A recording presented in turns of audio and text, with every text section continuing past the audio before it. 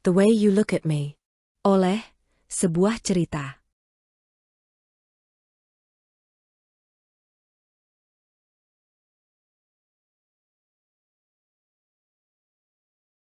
Bab 7. Lintasan terakhir. Di balkon villa mewah yang menghadap ke Selat Lembeh, Leon duduk termenung.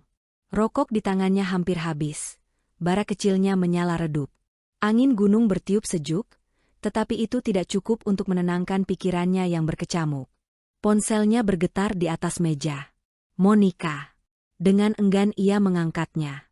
Apa maumu? Nada suaranya rendah, terkesan lelah.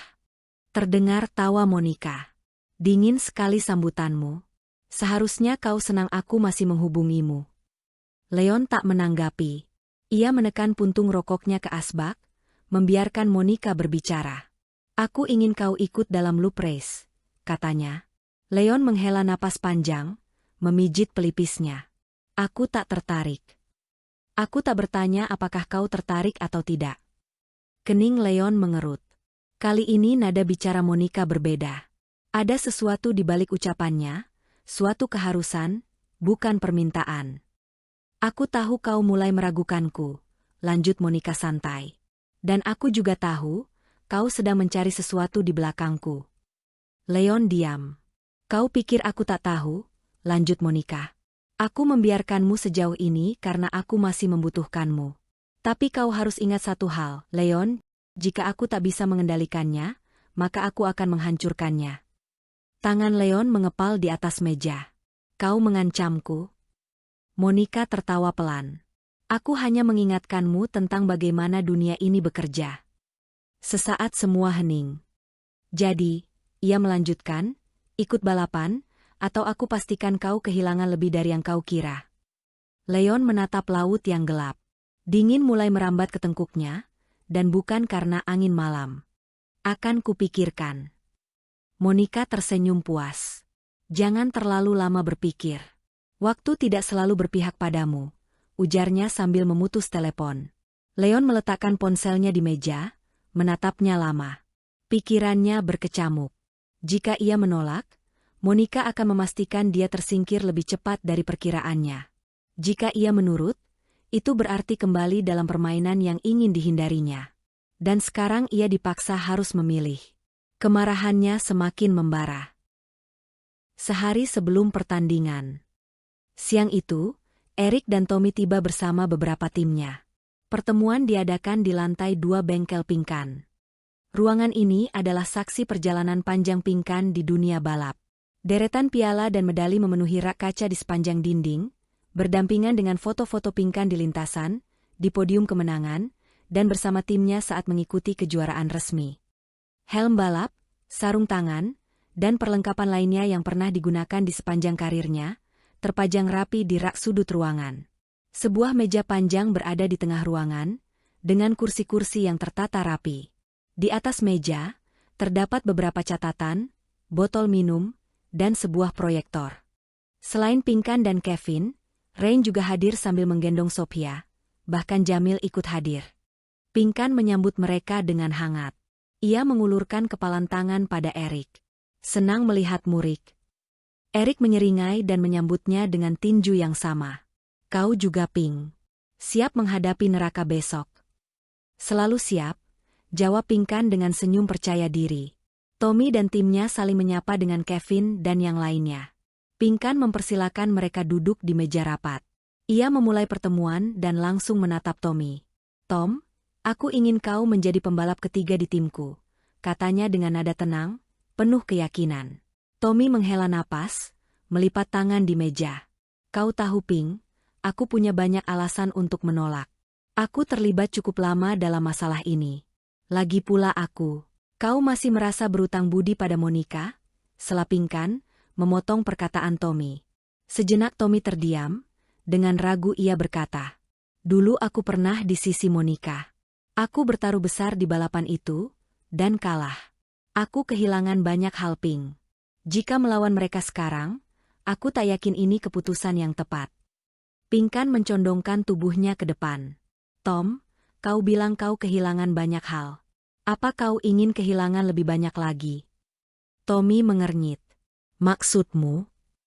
Pinkan menarik napas. Monica akan terus berkuasa jika tak ada yang menantangnya. Kau tahu itu. Jika kita kalah, aku akan pergi. Dan jika aku pergi, siapa lagi yang bisa melawannya? Tommy terdiam. Sekarang, dia mungkin membiarkanmu, dan kau pasti tahu dia tak pernah melupakan kekalahanmu itu. Hari ini kau memilih diam. Lalu besok, bisa saja dia datang dengan cara yang lebih kejam, dan memastikan kau tak pernah berdiri lagi di lintasan.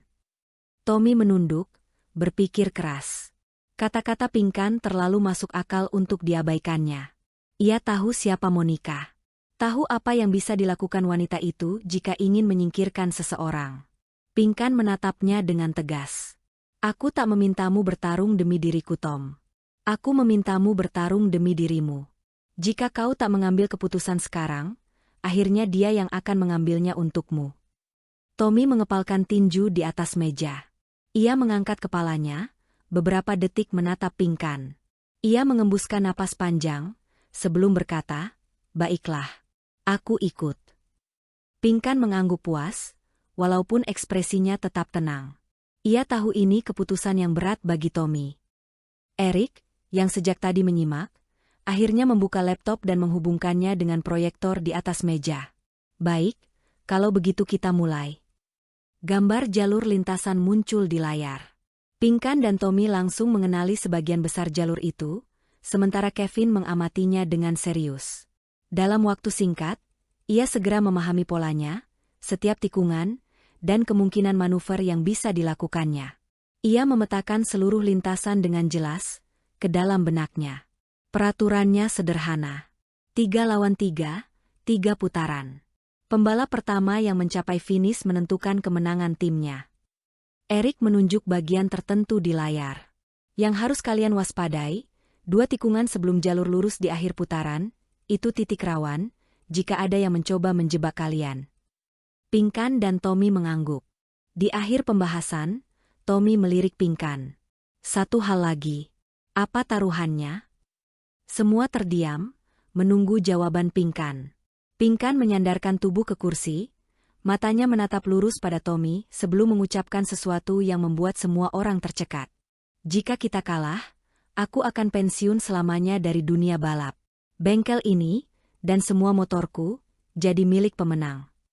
Ruangan mendadak hening.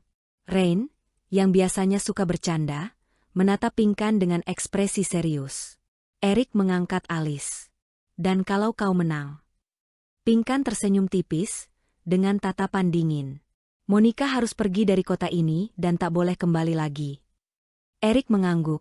Baiklah, akan ku sampaikan hal ini pada tim mereka, ujarnya sambil bangkit berdiri, diikuti anak buahnya. Aku mohon diri. Ada yang harus kulakukan. Pinkan bangkit dan mengantarnya ke pintu. Terima kasih, Rick. Eric menoleh. Menangkan balapan ini, Pink. Semoga, jawabnya sambil tersenyum. Setelah Eric dan timnya pergi, suasana ruangan terasa lebih hening. Pinkan melirik Kevin. Baiklah, ayo bahas strateginya. Kevin menarik napas. Tatapannya tenang, tapi jelas ada yang dipikirkannya.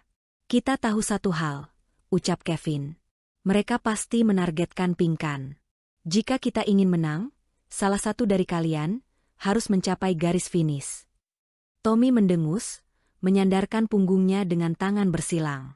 Ya, itu jelas. Tapi, kita tak tahu siapa lawan kita selain Wazeng. Kevin tetap tenang. Aku akan memblokir mereka. Tommy menoleh pada Pinkan, lalu kembali ke Kevin. Dengar, aku tahu kau mengalahkan Monica, tapi itu karena dia melakukan kesalahan. Aku tak meragukanmu, tapi kita bicara soal balapan, bukan pertarungan jalanan. Pinkan menatap Tommy tajam. Tom, aku melihat langsung malam itu. Kevin menang, bukan karena Monica melakukan kesalahan, tapi Kevin yang memaksanya melakukan kesalahan. Dan aku lebih percaya pada kemampuannya dibanding siapapun. Tommy menghela napas, lalu mengangguk pelan. Baiklah, anggap saja aku percaya. Lalu, apa rencanamu? Tanpa ragu, Kevin menjawab. Pinkan fokus pada lintasan dan kecepatan. Tom, kau pembalap kedua. Jika Pinkan gagal, kau yang harus mencapai garis finish. Tommy menatapnya, menimbang strategi itu dalam pikirannya. Dan kau akan mengawal kami dari belakang. Ia mengangguk. Ya. Pinkan segera paham. Kevin menjadi benteng terakhir kita, gumamnya. Dan kalau mereka menjebak kita di lintasan, tanya Tommy ragu. Kevin menatapnya, tenang. Aku akan memastikan itu tak terjadi. Sesaat hening, Tommy membaca ekspresi Kevin, berusaha mencari keraguan di matanya, tapi ia tak menemukannya. Baik. Kali ini aku percaya padamu. Pinkan tersenyum. Ia tahu ini bukan saatnya merasa lega. Masih ada masalah lain. Apa yang kau tahu tentang Wazeng? Tanya Pinkan. Ya, aku kenal dia. Pembalap Manado. Cepat, tapi suka bermain kotor. Saat Pinkan dan Tommy membahas detail strategi, Kevin bangkit dari kursinya, mengajak Jamil ke sudut ruangan. Pinkan memperhatikannya. Ia tak bisa mendengar pembicaraan mereka, tetapi ia melihat Jamil beberapa kali mengangguk serius. Setelah pembahasan selesai, mereka turun ke bengkel. Pinkan mendekati Kevin. Apa yang kau bicarakan dengan Jamil? Tanyanya pelan. Sesaat Kevin menatapnya. Hanya memastikan kita tak berjalan tanpa rencana cadangan. Pinkan menatapnya lama, lalu mengangguk pelan. Kevin telah menyiapkan sesuatu. Dan ia yakin, Kevin tak akan mengatakan apapun sampai waktunya tiba. Malam itu, di dalam gudang tua di pinggiran kota, Wazeng turun dari motornya dan berjalan mendekati Monica. Suara musik rock sayup-sayup terdengar dari radio tua di atas rak peralatan. Beberapa teknisi terlihat sibuk dengan pekerjaan mereka. Monica berdiri di tengah ruangan, dengan ekspresi penuh amarah. Beberapa kali ia menghubungi Leon, namun tak ada jawaban. Dengan kesal, ia melempar ponselnya ke atas meja. Brengsek. Dari sudut ruangan, Jason hanya meliriknya, dan kembali menatap layar ponselnya. Sementara, Wazeng berhenti di depannya, menyalakan rokok sebelum berkata dengan nada datar. Ekspektasimu terlalu tinggi padanya. Monica menatapnya tajam. Dia akan tahu akibatnya jika berani menolakku. Wazeng mengangkat bahu. Mungkin dia ingin melihat seberapa jauh kau mengejarnya. Jika tak muncul, dia akan menyesalinya, kata Monica geram, dengan tangan mengepal di sisi tubuhnya. Sejenak suasana hening. Monica menarik napas panjang, mencoba mengendalikan emosinya. Ia mengangkat wajahnya, menatap Wazeng. Kalau dia tak ikut, harus ada yang menggantikannya. Kau punya ide? Wazeng mengisap rokoknya dalam-dalam, lalu mengembuskan asapnya ke udara. Ya, aku punya seseorang, katanya. Dia pembalap hebat dan bisa diandalkan. Mata Monica menyipit. Seberapa hebat dia? Teman lamaku, mantan juara road race, ujarnya meyakinkan. Orangnya pendiam, namun saat berada di lintasan, dia tahu apa yang harus dilakukannya. Monica menimbang-nimbang sejenak, lalu mengangguk. Panggil dia. Aku ingin menemuinya sebelum balapan. Wazeng mengangguk sambil mengeluarkan ponselnya, lalu berjalan menjauh. Ia menghubungi seseorang. Di saat yang sama, ponsel Monica berdering. Tanpa melihat layar, ia langsung mengangkatnya, dengan suara tajam. Apa? Dari seberang, suara Erik terdengar. Santai Mon. Aku hanya ingin menyampaikan pesan dari Pinkan. Monica mendengus. Apa maunya? Ada perubahan taruhan, ujar Erik dengan nada datar. Jika dia kalah, dia akan pensiun dari balapan. Bengkel beserta isi, dan semua motor miliknya, jadi milik pemenang. Sejenak Monica terdiam.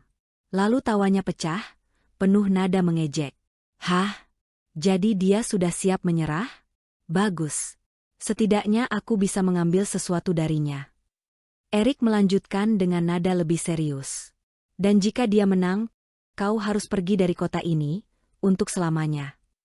Senyuman di wajah Monica perlahan menghilang. Matanya menyipit, rahangnya mengeras. Apa? Kau dengar sendiri, jawab Erik santai.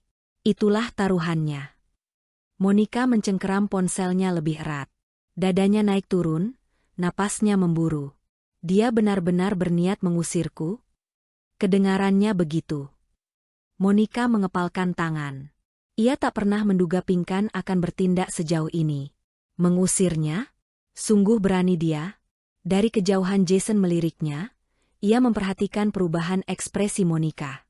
Hening sebelum Monica tersenyum tipis. Senyum penuh kemarahan yang tertahan. Baik. Aku menerima taruhannya. Erik tampaknya tak terkejut. Kau yakin? Sampaikan padanya, Monica berkata dengan nada dingin, aku tak akan mundur, dan akan kuselesaikan ini sesuai keinginannya. Ia menambahkan, aku akan mentransfer 3 miliar ke rekeningmu. Pastikan dia tahu taruhannya seimbang. Erik terdiam sebelum menjawab, baik, akan kusampaikan. Bagus, katanya, menutup telepon tanpa menunggu jawaban Erik. Ia menarik napas dalam-dalam, berusaha menenangkan hatinya. Taruhannya jelas, dan gengsinya takkan membiarkan Pinkan memenangkan ini dengan mudah. Matanya beralih ke Jason dan Wazeng. Kita tak boleh kalah darinya. Kita harus pastikan itu. Ruangan mendadak hening saat Monica membuka aplikasi perbankan dan mengetikkan jumlah 3 miliar ke rekening Erik. Tombol konfirmasi ditekan. Jason melirik layar ponsel Monica, lalu tersenyum kecil. Kau benar-benar tak suka kekalahannya. Monica hanya tersenyum tipis, tetapi matanya dipenuhi kilatan amarah. Aku akan memastikan ini menjadi balapan terakhirnya. Wazeng menatapnya, dan Monica melanjutkan. Buat ini seperti kecelakaan. Mata Wazeng berkilat, senyum licik perlahan mengembang di bibirnya. Malam Minggu, lokasi, pinggiran kota. Suara raungan knalpot dan teriakan penonton menggema. Ratusan orang telah berkumpul di sepanjang lintasan. Sebagian duduk di atas motor mereka, sebagian lainnya berdiri di sisi jalan, menunggu pertarungan terbesar di kota ini dimulai. Lampu jalanan memantulkan cahayanya yang redup di atas aspal yang dingin.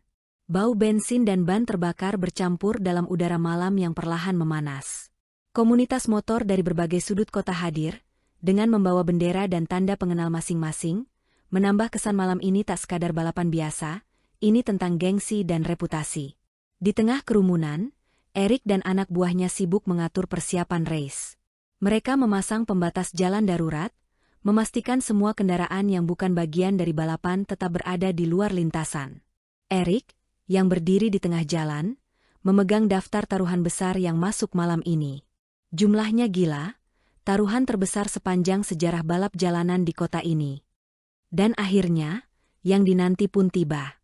Dari kejauhan, raungan mesin terdengar mendekat. Beberapa penonton mulai bersorak. Kevin mendekati garis start, mengendarai motor hitamnya. Ia melaju dengan kecepatan normal. Pinkan menyusul di belakangnya, mengenakan jaket kulit hitam, terlihat tenang di atas motor andalannya. Lampu motornya menerangi jalanan yang berkabut tipis. Tommy berada di urutan terakhir, sesekali memainkan trotel, membuat suara ledakan knalpotnya menggema. Mereka datang tak sendirian. Di belakangnya, puluhan motor dari komunitas pendukung mereka ikut mengiringi menuju garis start. Saat tim Pinkan tiba, suasana di lintasan berubah. Beberapa orang bersiul, ada yang bertepuk tangan, sementara sebagian lagi sibuk mengamati dengan tatapan serius. Mereka tahu pertarungan akan segera dimulai. Kevin menghentikan motornya di dekat garis start. Dengan santai ia turun sambil melepaskan helmnya. Sorot matanya mengamati sekeliling lintasan, membaca ekspresi orang-orang di sekitar, dan, lebih penting lagi, mencari ancaman tersembunyi. Pinkan melepas helm dan mengibaskan rambutnya, matanya menyapu lintasan panjang yang terbentang di depannya. Malam ini ia merasakan getaran berbeda, dari banyaknya jumlah penonton. Getaran yang sama, saat ia menerima piala di atas panggung kejuaraan. Tommy turun dari motornya, ia mengembuskan napas panjang. Gila, suasana di sini lebih kacau dari yang kuduga. Rain, yang sudah menunggu mereka di sisi lintasan menyeringai. Kau pikir ini hanya balapan biasa? Ini seperti final perang antar geng. Di belakang mereka, Jamil berdiri di dekat sebuah Pajero hitam, yang beralih fungsi sebagai tempat istirahat darurat. Di dalamnya, Sophia tertidur, tak pernah tahu, seberapa besar yang dipertaruhkan ibunya malam ini. Pinkan berjalan ke arah Erik, yang masih sibuk mencatat sesuatu di daftar taruhannya. "Bagaimana, Rick?" tanyanya. Erik mendongak, sejenak menatap Pinkan sebelum mengangkat bahu. Lintasan telah siap, taruhan sudah masuk. Tapi yang lebih penting, ia melirik ke arah jalan masuk ke lintasan. Tim Monica datang. Suara knalpot yang lebih keras, lebih liar, terdengar dari kejauhan. Kali ini, tak ada yang bersorak. Monica memimpin rombongan mereka di atas motor kuningnya. Meski tidak ikut balapan, ia tetap menunjukkan dominasinya. Jaketnya berkibar saat ia melambat mendekati garis start, tetapi sikapnya jelas menantang. Di belakangnya, 3 motor melaju agresif. Motor pertama, Jason, masuk lebih dulu. Ia melaju dengan presisi tinggi, lalu berhenti mendadak dengan gerakan nyaris sempurna. Tampil percaya diri, ia tak berniat turun dan tetap duduk di atas motornya. Di belakangnya, Wazeng datang dengan gaya liar. Ia sedikit memiringkan tubuh ke samping saat berhenti, lalu melepas helmnya dengan senyum yang sudah bisa ditebak. Senyum meremehkan, penuh kesombongan. Motor terakhir melambat sebelum berhenti. Pembalap ketiga mereka masih menjadi misteri. Tidak seperti 2 yang lain, orang ini tetap mengenakan helmnya, duduk diam di atas motor, tanpa reaksi berlebihan. Tetapi dari caranya memegang stang dan posturnya yang tenang, Pinkan tahu, ia bukan pembalap amatiran. Monica turun dari motornya, perlahan melepas helm, lalu berjalan dengan langkah santai mendekati garis start. Pinkan melihatnya. Tatapan mereka bertemu. Monica menyeringai. "Jadi kau benar-benar ingin mengusirku?" Dengan tenang Pinkan menjawab. "Tak ada gunanya kau ada di kota ini, dan tak bisa ikut balapan lagi kan?" Jawabannya mengingatkan Monica pada Kevin. Ia menatap mereka dengan kemarahan yang ditahan. Tommy melirik pembalap ketiga Monica dengan waspada. Ia tak bertanya, tetapi jelas ada ketegangan di matanya. Kevin, yang berdiri di samping mereka, hanya menatap tajam, ekspresinya tenang. Namun, nalurinya kembali menangkap ancaman. Tanpa bicara, ia mendekati Pinkan dan Tommy. Dengan suara rendah, nyaris tak terdengar, ia berbisik. "Ping, ingat wanita menyamar pria? Aku tak menduga dia bersama Monica. Berhati-hatilah, aku akan menahan dia dan Wazeng. Kalian harus mengalahkan pengendara ketiga mereka." Pinkan mengangguk kecil dengan hati berdebar saat menatap Jason. Erik melangkah ke tengah, bersiap memulai balapan. "Keenam pembalap, segera bersiap, ini susunan pembalapnya," katanya dengan suara lantang. Tim Pinkan, Tommy, Kevin. Tim Monica, Jason, Wazeng, pembalap misterius. Erik melanjutkan, 3 putaran. Pembalap pertama yang mencapai garis finish menentukan kemenangan. Monica masih dengan senyum sarkasmenya. "Kau sudah siap kehilangan segalanya?" "Kita lihat saja," jawab Pinkan tenang, sambil tersenyum kecil. Monica tertawa, tapi itu tak bertahan lama. Ia menoleh ke arah Wazeng dan mengangguk. Itu sudah cukup bagi Wazeng untuk memahami maksudnya. Tak ada kata yang diucapkan, tetapi atmosfer di sekitar mereka terasa lebih dingin. Ketegangan dan ancaman semakin terasa. Kevin melihat gestur Monica, tapi ia mengabaikannya. Ia sadar, sekali ini tak hanya sekadar balapan. Mereka harus bertarung untuk bertahan hidup, dan memastikan kemenangan jadi milik mereka.